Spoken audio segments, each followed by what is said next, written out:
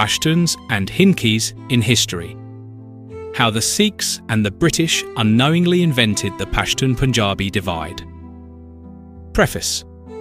The question Caroe did not ask. The modern political imagination of Pakistan often assumes that the peoples of the northwest have always existed in clearly separated ethnic blocks, Pashtuns in the mountains and non-Pashtuns in the plains, each possessing a stable identity stretching unchanged into antiquity. Yet a close reading of historical sources, from Al-Biruni and the Hudud-al-Alam to Olaf Caroe, Mountstuart Elphinstone, Charles Masson, and Godfrey Thomas Vigne, suggests a much more fluid and complicated reality. The frontier between the Indus and Kabul was not historically divided into neat national compartments.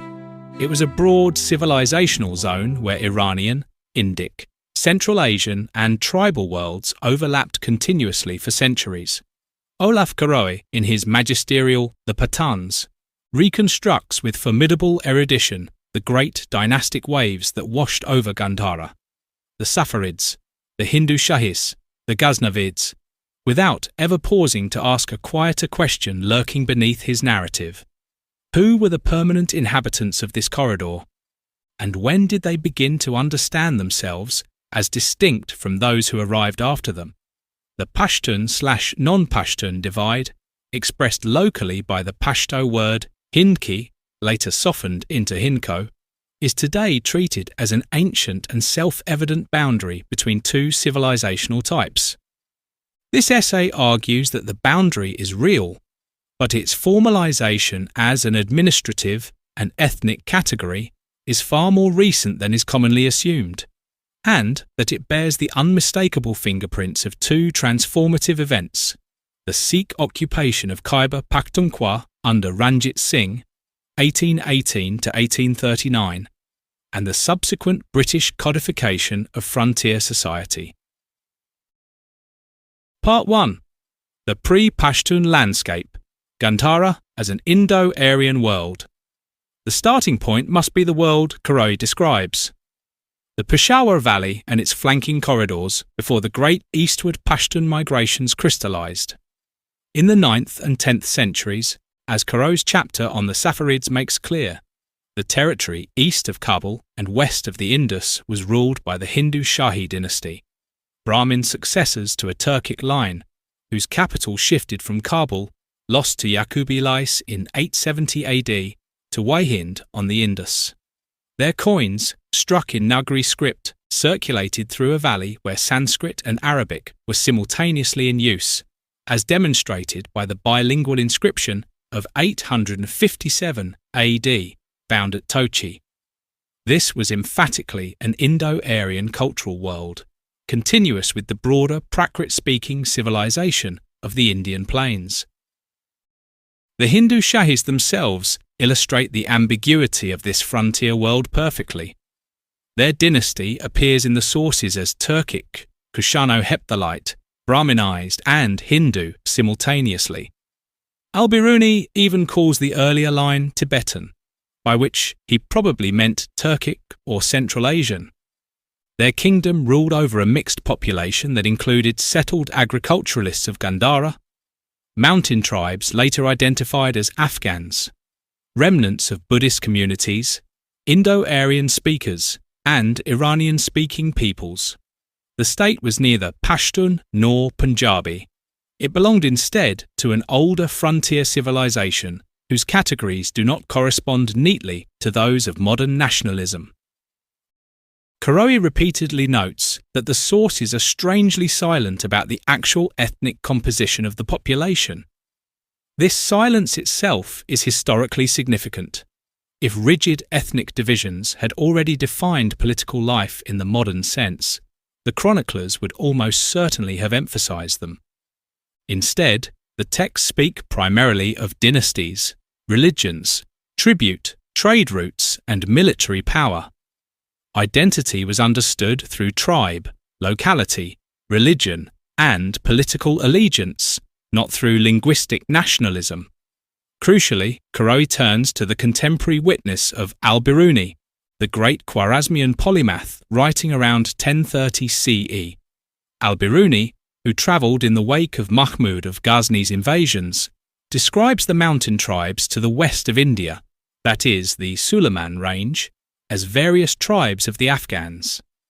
But then comes a statement that would be unthinkable in a modern Pashtun nationalist narrative. Al-Biruni designates these Afghans as Hindus. Caroe, page 112. That is to say, at the turn of the first millennium, the people who would later become the core of Pashtun identity were not yet uniformly Muslim, and their perceived opposition was not to a Hindki other but to the Muslim armies of Ghazni. The binary was not Pashtun versus Punjabi, it was Hindu/Buddhist mountain dweller versus Muslim conqueror. This evidence is decisive. If a sharp ethnic boundary between Pashtuns and the non-Pashtun, Hindko-speaking, populations of the plains had existed in the Shahi period, Al-Biruni, a meticulous observer of Indian customs, languages and religions, would have noted it. He does not. Instead, he describes a gradient of identity, not a civilizational fault line. The people of Gandhara at this moment spoke languages ancestral to what would eventually be called Hindko, an Indo-Aryan tongue closely related to what became Punjabi in the plains. The name itself is a Pashto coinage, Hind, India, plus ko, language, meaning simply the language of Hind. That Pashtuns would name the language of the pre-existing population is already revealing. It is the label of the newcomer applied to those who are already there. Caroe himself notes, with characteristic honesty, that there can be no other populated region from the earliest recorded times a boundary between two ancient forms of culture, in respect of which we have to mark so astonishing a gap in knowledge.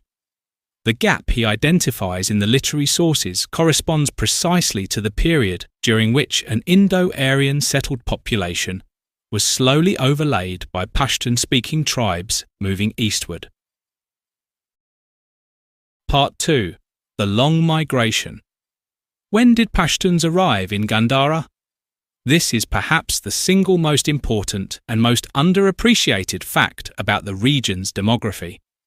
Pashtun settlement of the Peshawar Valley, Hazara and the Khyber Corridor is not ancient. It is, in historical terms, recent, largely a phenomenon of the 15th to 17th centuries. Al-Biruni, writing around 1000 AD, provides the earliest detailed account of Afghans as a recognizable group. He places them firmly west of Kabul, in the mountains between Kabul and the Indus, describing them as rebellious, savage races occupying the frontiers of India towards the west. To repeat the crucial point, he calls them Hindus, meaning simply that they were not yet Muslim. The Hudud-al-Alam, 982 AD, notes that even at the eastern limits of its knowledge around Ningrahar, modern Jalalabad, the king makes a show of conversion to Islam, but has over 30 Muslim, Afghan and Hindu wives. This passage distinguishes between Muslim and Afghan as separate categories, evidence that in 982 AD, Afghan identity and Muslim identity were not yet coterminous. The people later known as Pashtuns had not yet emerged as a consolidated ethno-political civilization. The frontier was instead inhabited by a mosaic of populations whose identities overlapped. A tribe might speak an Iranian dialect, follow Hindu customs, adopt Islam partially, and serve under a Turkic or Persianized ruler simultaneously. What is entirely absent from Al-Biruni's account is any suggestion that Afghans or Pashtuns occupied the Peshawar Valley proper, the Vale of Swat, or the Hazara Hills in any significant numbers. Those territories remained dominated by an Indo-Aryan population under the Hindu Shahis. The Peshawar Plains' old inhabitants were the Dilazaks, a Kalanri Pashtun tribe, yes, but they too were relative newcomers compared to the valley's deep substrate of Dardic and Indo-Aryan peoples, and they themselves would later be violently displaced. The great Pashtun colonization of the Peshawar Valley came in waves. First wave, Dilazak settlement, circa 1000 to 1400 AD. The Dilazaks, a culinary Pashtun tribe, appear to have moved into the Peshawar plain during the Ghaznavid and Ghurid periods, with a tradition that Mahmud Ghaznavi himself had a hand in settling them there as a frontier garrison population. They occupied the lowland plains south of the Kabul River. Second and decisive wave, Yusufzai conquest, circa 1480 to 1550 AD. The Yusufzai, expelled from Kabul by the Timurid governor Mirza Ulugh Beg, who massacred their elders at a banquet in 1474, migrated eastward through the Khyber corridor. Initially welcomed by the Dilazaks, they turned on their hosts in a series of conflicts culminating in the Great Battle of 1515 on the Swat River. The Dilazaks were shattered and fled precipitately to Hazara. The Yusufzai then divided the conquered territory in the systematic manner of a conquering tribe. The Gigyanis took Doaba, the Muhammadzai took Hashnagar, and the Yusufzai proper took the land north of the Kabul River. Swat was conquered shortly after. Its prior inhabitants, partly Dilazak, partly older Indo-Aryan Swati tribes, pushed into the Pakli Valley of Hazara. Babur, arriving in Kabul in 1504 and making subsequent visits, recorded these changes in his Baburnama with the eye of a connoisseur of power.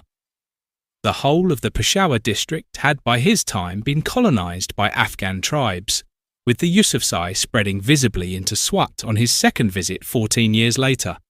The Dilazaks who fled into Hazara are a crucial detail.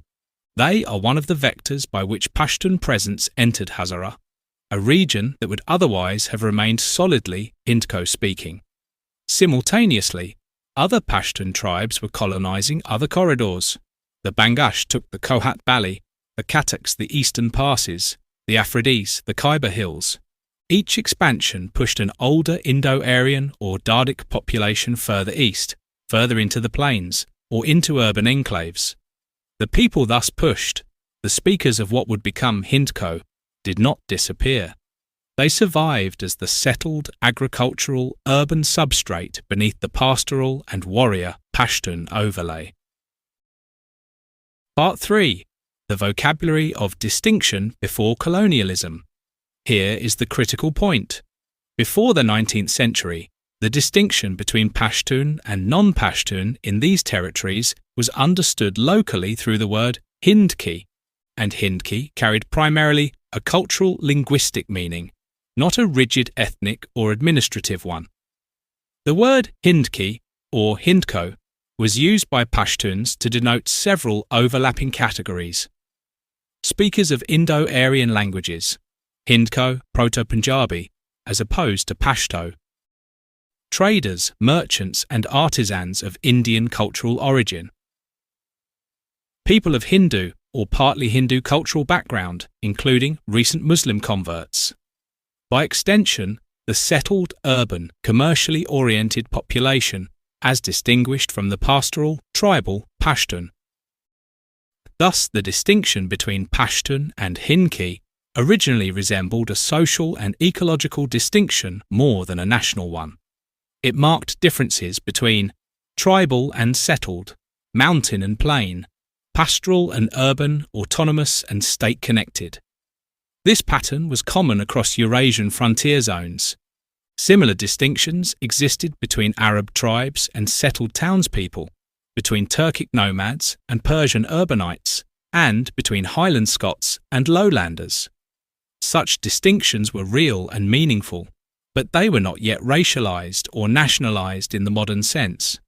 Elphinstone himself, writing in 1815 from his 1808 mission that never went beyond Peshawar, noted that in Afghanistan, Taujik and Parsivaun are used indiscriminately to describe Persian and Hindko speakers, suggesting that the categories of non-Pashtun other were loosely applied even within Afghan conceptual frameworks.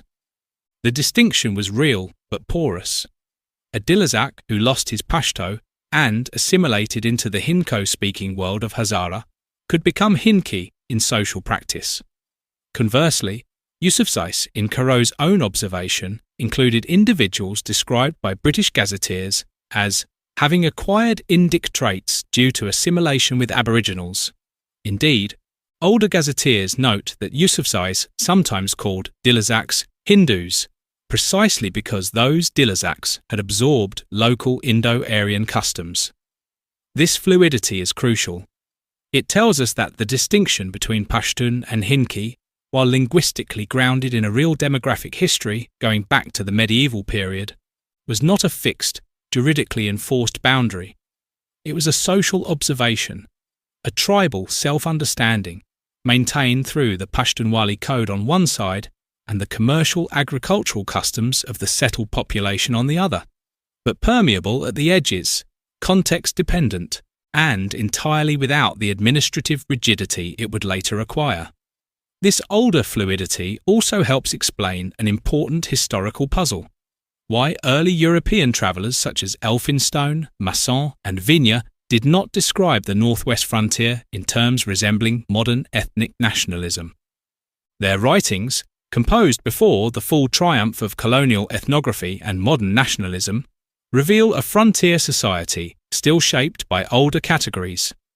When Elphinstone travelled through Dera Ismail Khan, Peshawar, and Kabul in 1808 to 1809, he did not encounter sharply segregated ethnic worlds.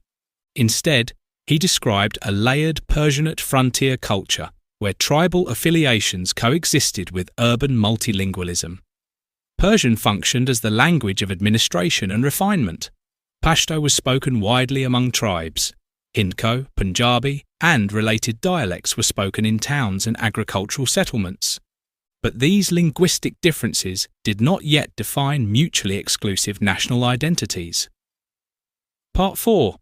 The Sikh Rupture, Ranjit Singh, and the Hardening of Categories. The transformation came with Ranjit Singh. In 1818, Sikh forces entered Peshawar. By 1834, Hari Singh Nalwa, the most formidable of Ranjit Singh's commanders, had established firm Sikh administrative control over Peshawar city and its valley, and Ranjit Singh's empire stretched to the gates of the Khyber Pass. For the first time in its recorded history, the entire corridor from the Sutlej to the Khyber was under a single non-Pashtun, non-Mughal administration emanating from Lahore. Before the Sikh period, the frontier remained integrated into a wider Persianate-Afghan political sphere under the Mughals and later the Duranis. Peshawar and the surrounding regions were culturally tied as much to Kabul as to Lahore. But Sikh expansion from Lahore into Peshawar transformed the political psychology of the region. Frontier tribes increasingly viewed power as coming from an external, settled centre associated with taxation and military occupation. This sharpened the contrast between tribal Pashtuns and the settled populations identified as Hindkis or Lahoris. The implications for ethnic categories were profound. Ranjit Singh's administration was Punjabi in language, Sikh in religious identity, and deeply invested in the mechanics of agricultural taxation and urban commerce. It naturally allied itself with those elements of frontier society most like what it knew: the settled farmers, the town-dwelling merchants, the Hindu and Sikh trading communities, in short, the Hindki population, the Peshawar urban elite, the Kizilbash merchants, the Hindu Aurora traders who ran the bazaars of Peshawar and Attock. These were the intermediaries Sikh administration needed and cultivated. The Pashtun tribes, by contrast, were the administration's primary problem. The Yusufzai of Swat, the Afridis of the Khyber, the Bangash of Kohat. These were the populations against whom Hari Singh Nalwa waged incessant punitive campaigns. When the tribesmen killed Hari Singh Nalwa at Jamrud in 1837, it was the apotheosis of a 20-year confrontation. The administrative consequence was the formalisation of what had previously been a cultural distinction into something approaching a legal and administrative reality. Within the Sikh-governed territories, Peshawar city, the Doaba, Hashnagar, the Kohat plain, The Hindki population was legible, taxable, and governable. The Pashtun tribal population in the hills was not. This distinction between the settled and tribal, mapped almost perfectly onto the Hindki/Pashtun boundary, became the operative distinction of governance. Ranjit Singh's administration did not invent the difference, but it hardened it into an administrative reality with fiscal and legal consequences. The Sikh court in Lahore also operated in Persian and Punjabi.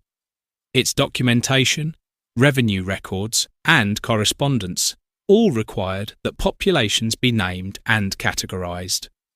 For the first time, the people of the Peshawar Valley were systematically recorded not just as Muslims or Hindus, but as tribal or non-tribal, highland or settled, categories that in practice tracked almost perfectly the Pashtun/Hindki line.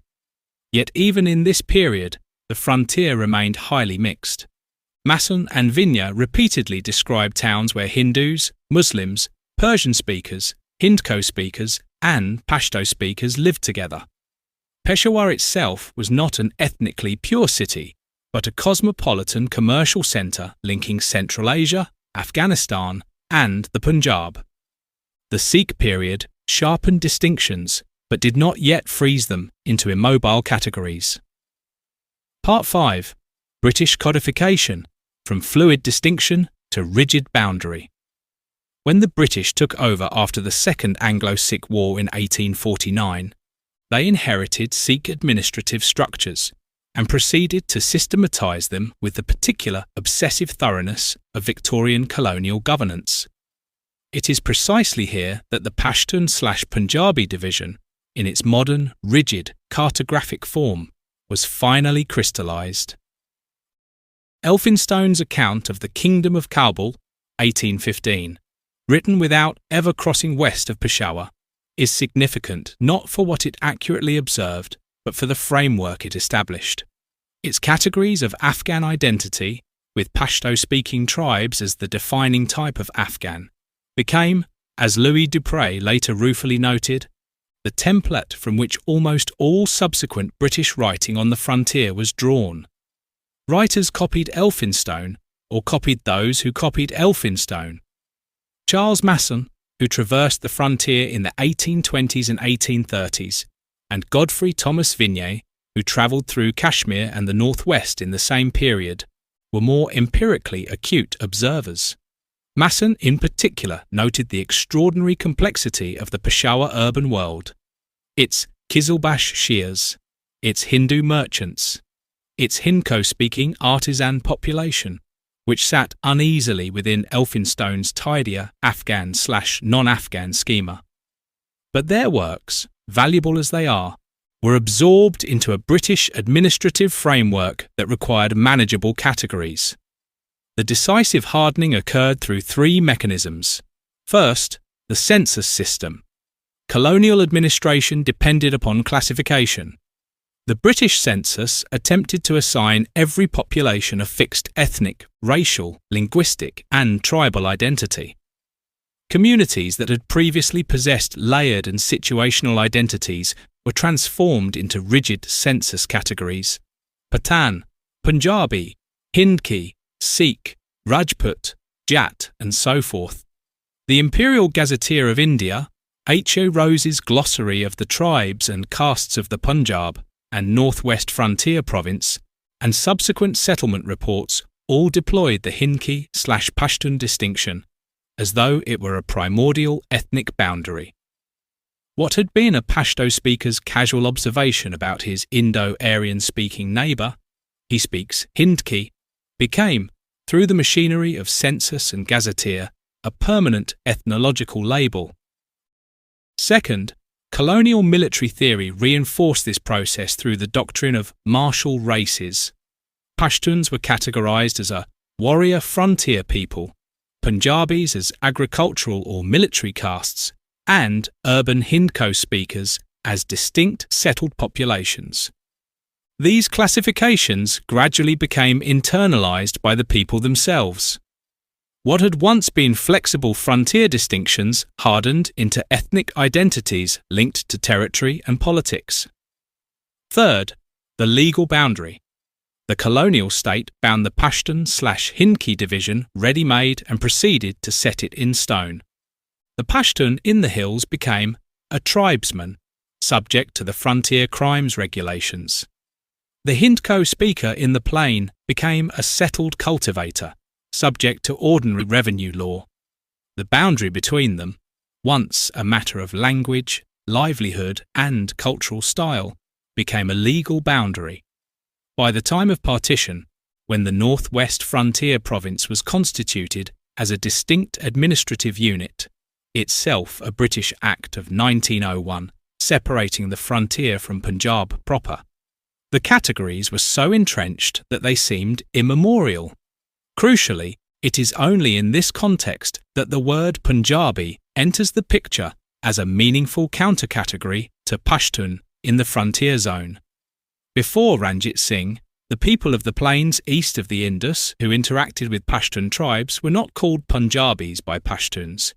They were called Hindki, meaning simply people of Hind, speakers of the Indian tongue.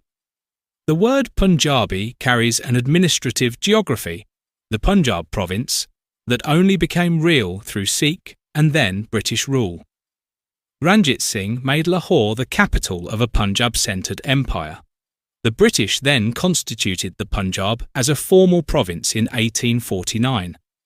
It was this administrative act that retroactively gave the Punjabi label its ethnic weight in the frontier zone. Before it, the distinction was Pashtun versus Hindki. After it, that same distinction was also glossed as Pashtun versus Punjabi, with the two terms used almost interchangeably in British administrative discourse despite their quite different genealogies. Part 6. Modern Nationalism and the Archaeological Layers of Identity. Modern nationalism completed what colonialism began: the emergence of linguistic provinces, electoral politics, mass literacy, print culture, and state education transformed older frontier identities into modern ethno-national narratives. The result was the retrospective projection of present-day categories deep into the past. Ancient Gandhara became imagined as either Pashtun or Punjabi, though neither category existed there in the modern sense. The argument can now be stated clearly as a synthesis. The demographic distinction between a Pashto-speaking tribal population and an Indo-Aryan-speaking settled population in the Peshawar-Hazara Kohat corridor is genuinely ancient, rooted in the Pashtun eastward migration of the 15th to 17th centuries, overlying an older Gandhari/Indo-Aryan substrate. The Pashtun word Hindki preserves this distinction faithfully. It marks the pre-existing population as people of the Indian linguistic world. But the formalization of this distinction as a rigid administrative and ethnic boundary, and especially the translation of Hindki into Punjabi as a counter-identity, is a product of the 19th century. It was Ranjit Singh's administration that first governed the corridor by making the Hindki/Pashtun divide an operative administrative fact, instrumentalizing the settled Hindko-speaking population as the legible, taxable subject of government, while treating the Pashtun tribes as a security problem. The British then systematized this administrative reality into a cartographic and ethnological one, through gazetteer and census, through the category of settled districts versus tribal areas, and through the Punjab province itself as an administrative unit that gave the word Punjabi its political valence in the frontier zone. Mount Stuart Elphinstone, Charles Masson, and Godfrey Vigne observed a society in which these distinctions were real but fluid, observed from the outside rather than juridically enforced. It is telling that Elphinstone never crossed the Indus into the tribal territories. His framework was already being constructed from Peshawar, a city where Hindko-speaking merchants, Qizilbash soldiers, Hindu traders, and Pashtun Khans coexisted in the complex ecology of a frontier entrepot. The categories he used, Afghan, Tajik, Parsiwan, were Afghan categories applied to non-Pashtun peoples, not yet the administrative categories of a colonial state. Caroe's own chapter, for all its brilliance, contains a revealing silence on this question. He notes that from Alexander to Babur, 18 centuries, no clear picture emerges of the social history or development of the people across whose territory so many invaders passed. He identifies a shaft of light in Al-Biruni's references to Afghan tribes, and he notes that by Al-Biruni's time, Afghans were already in the very regions where they now dwell. But Caroe passes too quickly over Al-Biruni's other revelation, that those same Afghans were still Hindus, not yet Muslims, and that their opposition was to the armies of Ghazni, not to any Hindki population in the plains. The binary Al-Biruni witnessed was religious and military, mountain pagan versus Muslim conqueror, not ethnic and territorial. Caroe does not ask what this means for the people who had previously inhabited those regions, the Indo-Aryan speakers of Gandhara who had lived under the Hindu Shahis, worshipped at Peshawar's temples, built the stupa complexes of Takht-i-Bahi, spoken the ancestor of Hindko, and operated the commercial networks of the Peshawar plain for centuries before the first Pashtun tribal presence. The linguistic evidence, however, is unambiguous. Hindko, as modern linguists confirm, is an Indo-Aryan language of the Landa family whose roots are far older than any Pashtun presence in the Peshawar Valley. It preserves Prakrit features that connect it to the Gandhari Prakrit used in the Buddhist inscriptions of the Kushan and post-Kushan period. When the Pashtuns arrived and named this language Hindki, they were acknowledging, in the act of naming, that it predated them. The language of the valley was the language of Hind, not of the Afghan mountains, and the people who spoke it were the inheritors of Gandhara. Part 7. The frontier as a civilizational zone, not a border. Caroe's chapter, when read carefully, actually points toward a different understanding of the region's history. The northwest frontier should perhaps not be imagined primarily as a border between separate civilizations, but as a contact zone producing continuous synthesis. Persianate court culture, Indic religion, tribal autonomy, and Central Asian military traditions all interacted there for over a millennium. This older frontier world explains many otherwise puzzling facts. Why Persian remained culturally dominant across ethnic lines. Why Pashtun tribes adopted Islam gradually rather than suddenly. Why Hindko-speaking urban populations survived deep within Pashtun regions. Why early travellers encountered multilingual societies, and why dynasties like the Hindu Shahis cannot be neatly classified within modern national frameworks. Even today, traces of this older world survive in places like Peshawar, Kohat, Banu, and Dera Ismail Khan, where language, tribe, and ancestry remain layered and complex. Families may preserve memories of tribal Pashtun origins while speaking Hindko or Sariki in urban life. Others may possess deeply rooted local identities transcending modern provincial nationalism. The distinction between Pashtun and Hindki is not a colonial invention. It reflects a real demographic history of migration and overlay, but its transformation into an exclusive, juridical and territorialized boundary is a modern phenomenon. The Sikh and British periods did not create the difference between mountain and plain, tribal and settled, Pashto and Hindko. What they did was to take a fluid set of social distinctions and freeze them into the grammar of modern ethnicity. Coda. What Al-Biruni knew. It is fitting to close where Caroe himself closed this portion of his argument, with Al-Biruni. Caroe quotes him with evident admiration. Almost we feel Al-Biruni is another Herodotus, praising the elemental quality of his observation that the Afghan tribes dwelt in the mountains to the west of India, rebellious, savage races occupying the frontiers, not yet converted, impatient of control. But Caroe does not pause over the full implication of Al-Biruni's words. For Al-Biruni also records, in another register, his admiration for the Hindu Shahi kings, who never slackened in the ardent desire of doing that which is good and right, and were men of noble sentiment and noble bearing. These were the kings of the Hindko-speaking world, the rulers of Gandhara, of Vigne, of Peshawar, whose subjects and descendants are the Hindkovans of today. Al-Biruni saw both peoples clearly, and he saw them as distinct. But the distinction he saw was not the one that later hardened into ethnic hatred. He saw Afghans as mountain people, still half Hindu, not yet dominant in the plains. He saw the settled population of Gandhara as something older and different. What he did not see, because it did not yet exist, was a sharp, territorial, administrative boundary between the two, let alone one mapped onto the modern categories of Pashtun and Punjabi.